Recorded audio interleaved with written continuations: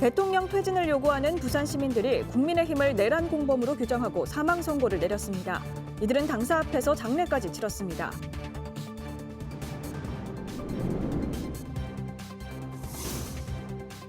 최근 부산시가 통합저비용항공사 본사 부산 유치나 에어부산 독립법인을 검토한다는 입장에 대해 시민단체는 껍데기만 남긴 대책이라며 강하게 반발했습니다.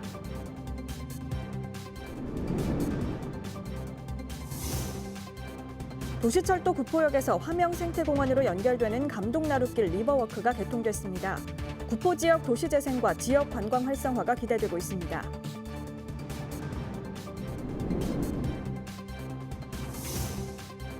최근 도서관의 기능을 넘어 다양한 문화와 소통의 장으로 진화한 복합문화공간이 주목받고 있는 가운데 부산 사상구에서는 두 곳의 복합문화공간이 새롭게 조성됐습니다.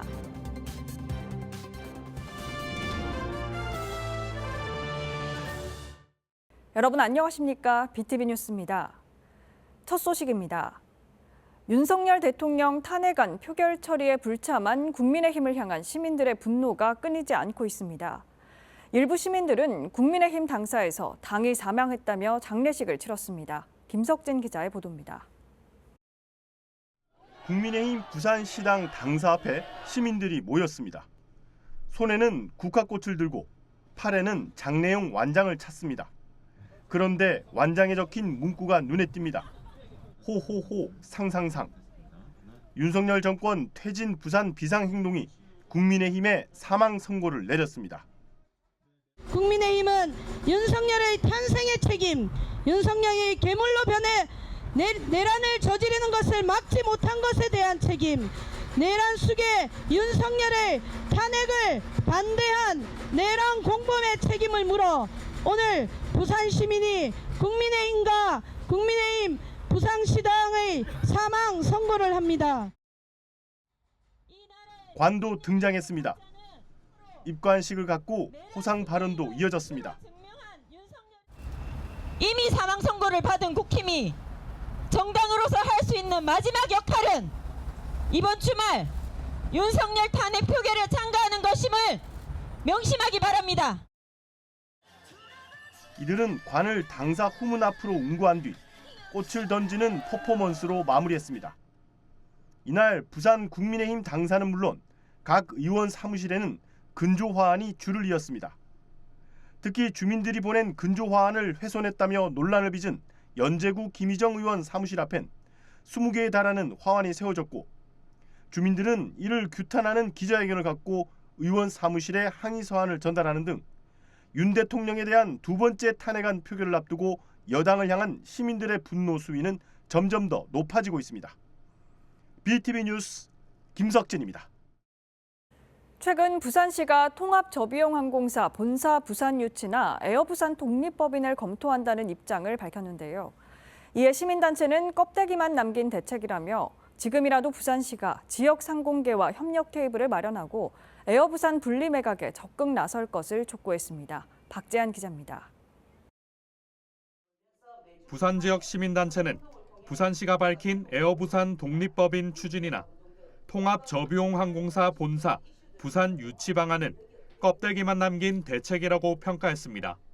에어부산이 가덕도 신공항과 동반 성장하기 위해서는 대한항공의 지배에서 벗어나 독립운영되도록 분리매각해야 한다는 주장입니다. 부산이 운영 주체가 되지 않는 한 가덕도 신공항이 남북권 중심 물류 허브 공항 고사하고 단거리 수준 지방의 군소공항 수준으로 전략할 것이 불보듯 뻔하다. 운수권, 운영권, 인사권, 재무제표 등을 부산이 운영 주체가 될 수 없는 독립법인의 구조라면 결국 껍데기만 남는 에어부산 아닌가. 이들은 부산시가 정작 대한항공과 아시아나의 해외 경쟁당국 승인이 완료된 지금 시민 여론과 엇박자를 내고 있다고 꼬집었습니다. 에어부산 분리매각 대신 독립법인 통합 LCC 본사 부산 유치를 들고 나온 부산시 등의 입장은 부산 시민의 바람과 전면 배치되고 있습니다.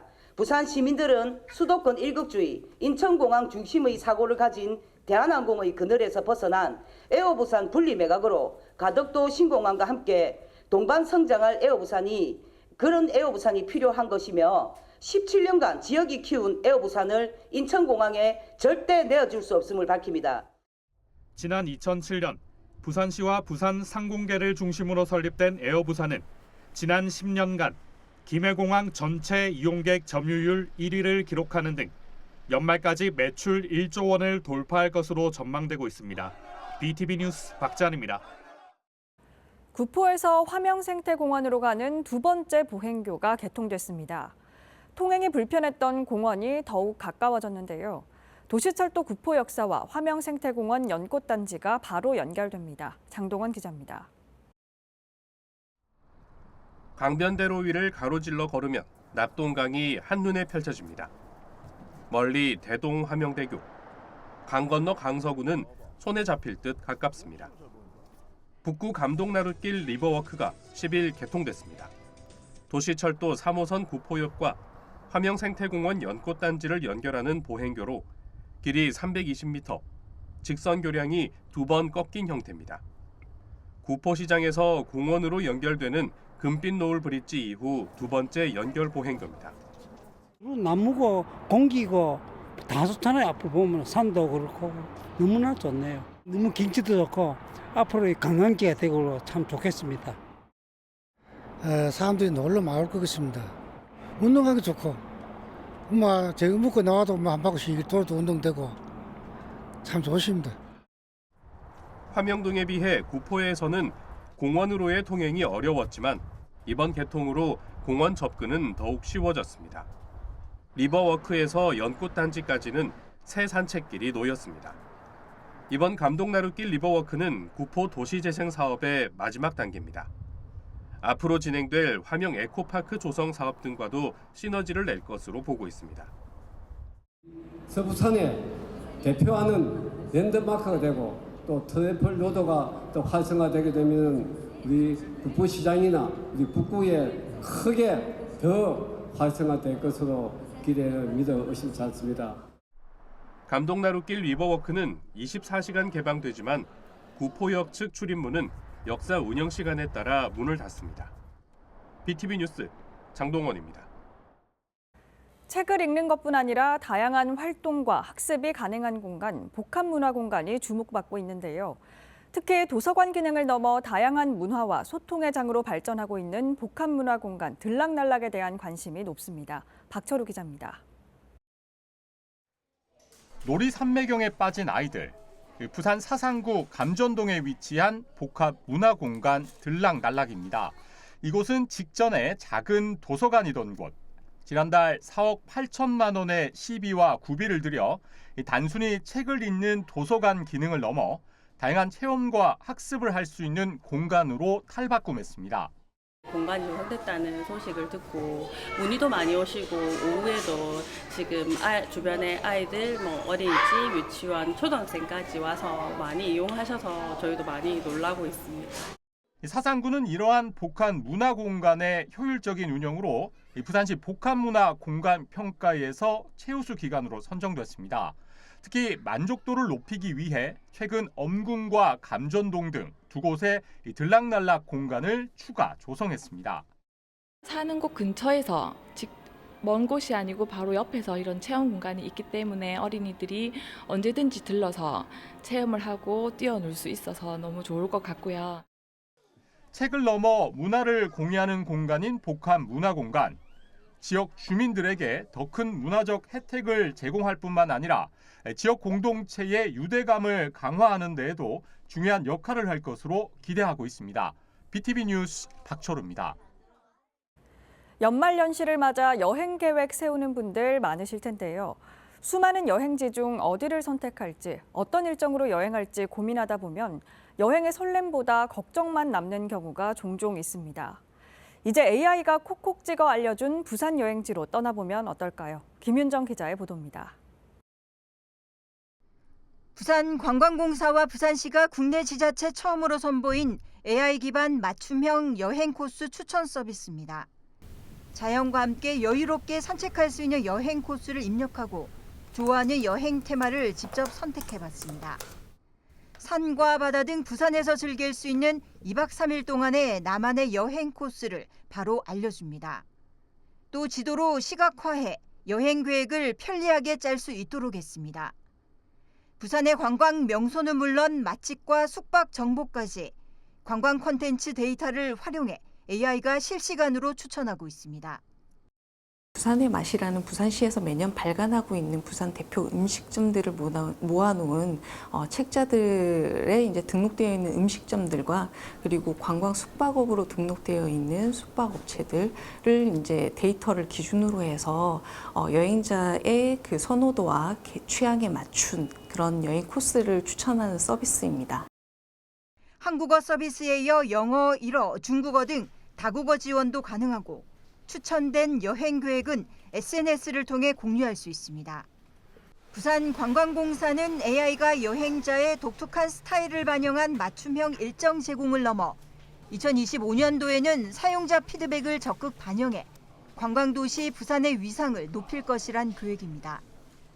2025년도에는 일정을 직접 편집할 수 있도록 하는 기능을 추가할 예정이고요. 그리고 실시간으로 이제 추천 정확도를 높이기 위해서 외부 날씨 데이터를 반영한 여행 추천 서비스를 고도화하는 작업을 진행할 예정입니다. AI로 한층 스마트해지는 부산 여행. 관광객 유치를 넘어 지역 기반의 관광시장의 규모를 키우고 있습니다. BTV 뉴스 김윤정입니다.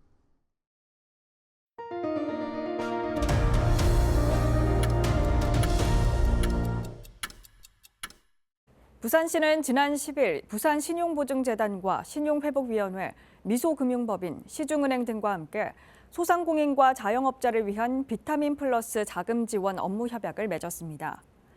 각 기관은 상호 협력을 통해 소상공인과 자영업자를 대상으로 내년부터 2년간 1,800억 원 규모의 맞춤형 특별자금을 지원할 예정입니다. 자금의 시행은 기관 간 세부 협의를 거쳐 내년 초 별도 공고를 통해 추진될 예정입니다.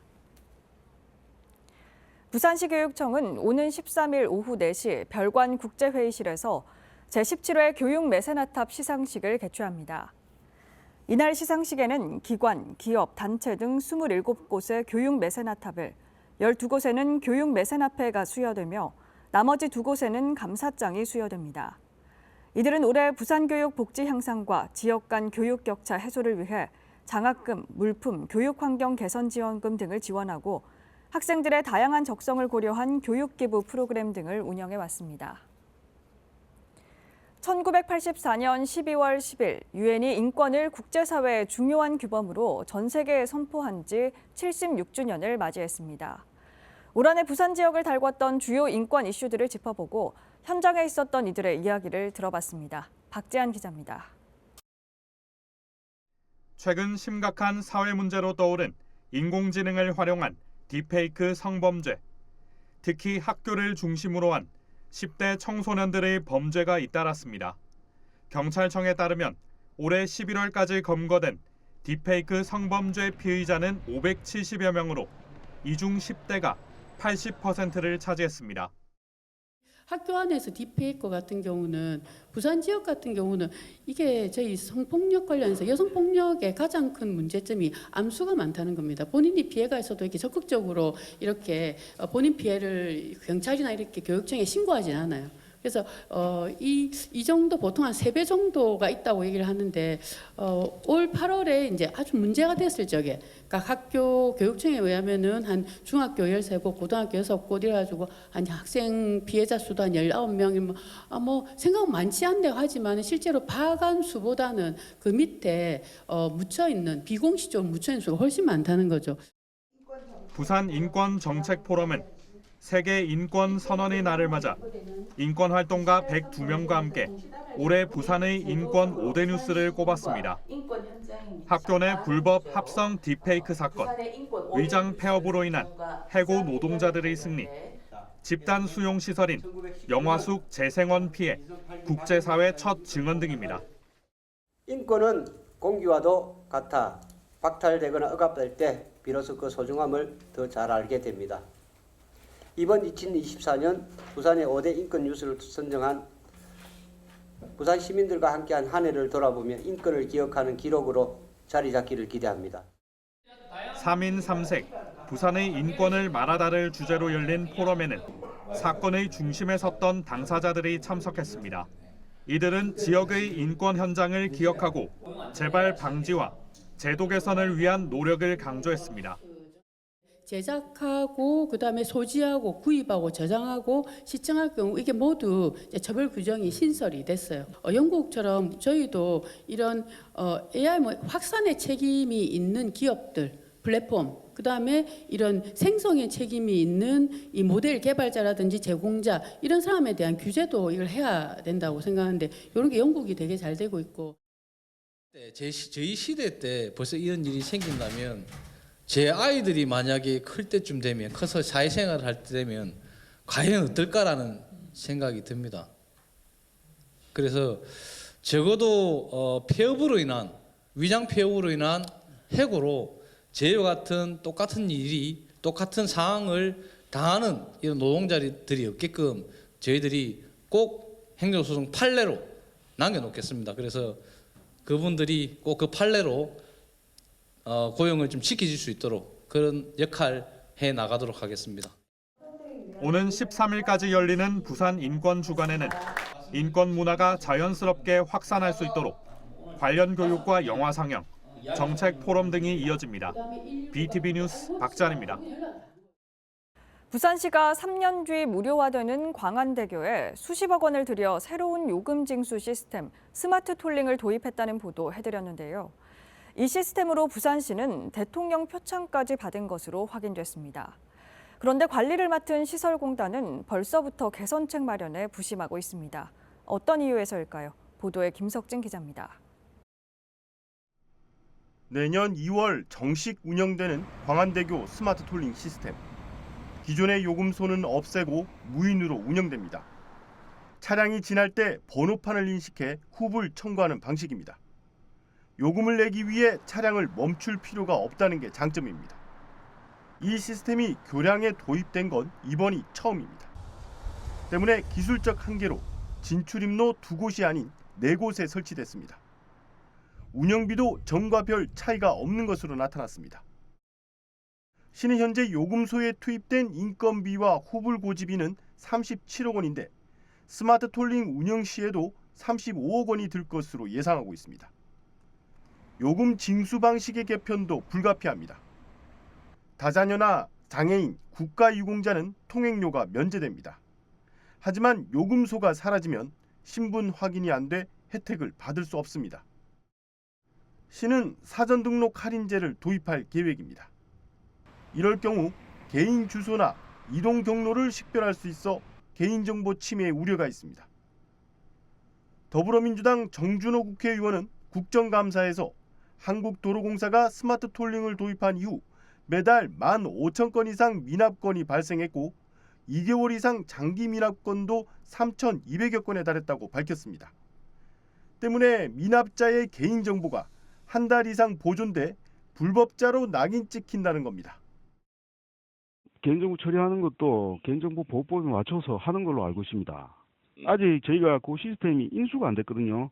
네네네네. 예, 아직 시건설본부에서 구축하고 있는 상황이고, 네. 그게 이제 저희 공단에 넘어오면 네. 그런 사항을 면밀히 확인해 보겠습니다. 지난해 광안대교의 통행료 수입은 330억 원, 관리 운영비는 181억 원이 쓰였습니다. 3년 뒤 무료화되면 매년 150억 원의 수입이 사라지게 됩니다. 한편 시는 스마트 톨링을 도입해 지난 7월 정부의 적극행정 대통령 표창을, 지난달엔 디지털 플랫폼 정부발전 유공 표창을 받았다며 대대적으로 홍보했습니다. BTV 뉴스 김석진입니다. 북구의회가 북구의 장애인 복지 실태를 점검했습니다. 주민들의 장애에 대한 인식을 개선하고 장애인과 비장애인의 차별을 줄이기 위해서인데요. 부족한 장애인 관련 조례도 마련해 간다는 계획입니다. 장동원 기자입니다. 북구의회는 올해 초부터 장애 인식 개선을 위한 연구 활동을 해왔습니다. 신라대 산학협력단과 함께한 연구에서 북구 지역 장애인들은 비장애인보다 북구가 살기 좋은 곳이라고 평가했습니다. 지금 살고 있는 곳에서 계속 살고 싶다는 의견이 장애인은 67%, 비장애인은 59%였습니다. 하지만 북구 장애인들은 가족이나 지인과의 연락보다는 복지관과의 연락이 더 많은 것으로 나타났습니다. 북구의회의 이번 연구는 장애인과 비장애인의 차이를 줄여가는 것이 목표입니다. 우선 문화예술 활동을 통해 장애인과 비장애인이 함께 전시를 준비하고 다양한 축제에서 장애인들에게 보다 많은 공연 기회를 제공한다는 계획입니다. 어떤 정책을 한다 그렇게 하면은 보통은 관과 당사자 간의 관계 그걸로 그칠 수 있는 부분이 있거든요. 예술이나 문화 공연 같은 걸 통해서도 장애인, 비장애인 통합 전시라든지 발달장애인 작가분들의 전시라든지 관련 조례도 확대해 나갑니다. 장애 인식 개선 지원 조례를 마련해 공무원 장애 교육과 체험을 체계화해 간다는 방침입니다. 공무원분들의 점자 명함이라든지 아니면 그 기존에 하던 1시간짜리 온라인 교육이 아니라 오프라인 교육을 하고 그리고 휠체어 체험이라든지 시각장애인 체험이라든지 이런 부분들을 안에 녹여내서 조금 더 인식 개선에 조금 더 진짜 몸소 체험해보고 다음 달에는 북구 각 상점에서 안내견이 더 편하게 출입할 수 있도록 하고 장애인 문화예술 활동을 지원하는 한편 관공서에서 장애인 기업 물품을 우선 구매하도록 하는 조례도 발의한다는 계획입니다. BTV 뉴스 장동원입니다.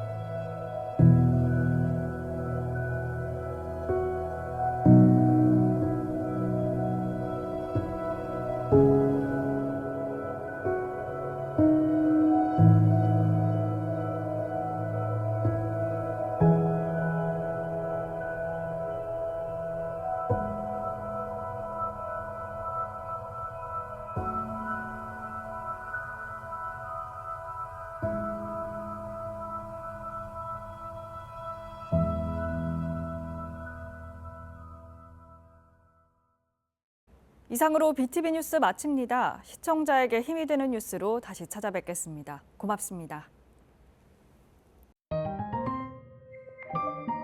채널 BTV